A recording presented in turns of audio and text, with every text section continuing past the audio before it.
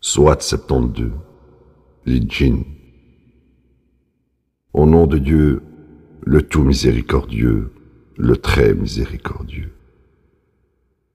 Dis, j'ai été inspiré qu'un groupe de djinns a écouté, puis dit, nous avons entendu un Coran merveilleux.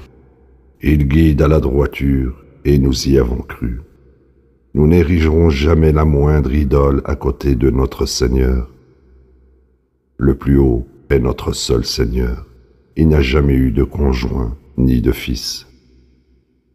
C'est l'insensé parmi nous qui proférait une telle ineptie au sujet de Dieu.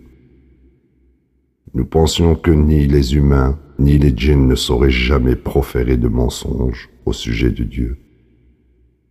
Les êtres humains recherchaient du pouvoir à travers les êtres djinns, mais ne les ont qu'accablés de nombreux malheurs. Ils pensaient, tout comme vous pensiez, que Dieu n'enverrait pas d'autres messagers. Nous avons touché le ciel et l'avons trouvé plein de gardes et de projectiles redoutables. Nous nous asseyons là afin d'espionner. Quiconque écoute est poursuivi par un puissant projectile. Nous n'avons pas la moindre idée si quelque chose de mauvais est prévu pour les habitants de la terre ou si leur Seigneur veut les racheter. Certains d'entre nous sont droits et certains sont loin d'être droits. Nous suivons différents chemins.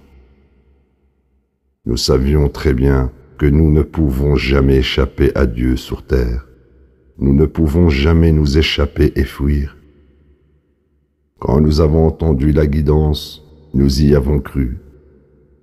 Quiconque croit en son Seigneur ne craindra jamais d'injustice ni d'affliction.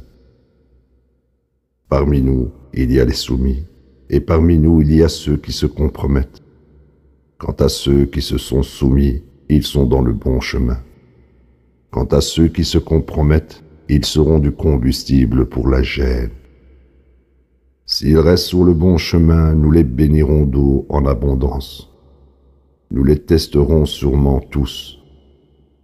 Quant à celui qui ignore le message de son Seigneur, il le dirigera vers un châtiment sans cesse croissant.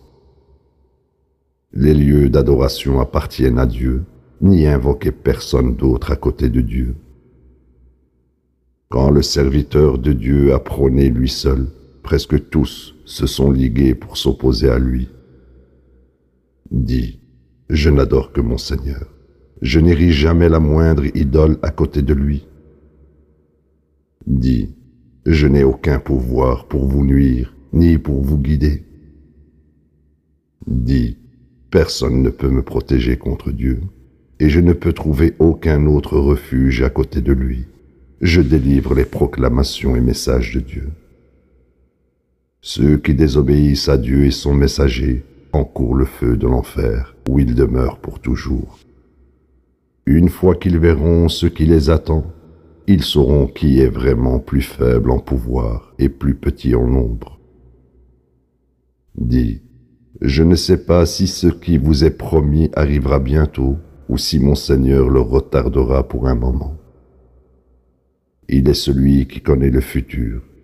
Il ne révèle le futur à personne, seulement à un messager qu'il choisit.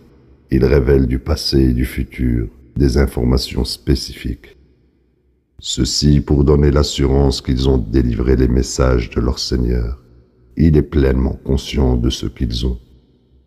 Il a compté les nombres de toutes choses. La ilaha illallah.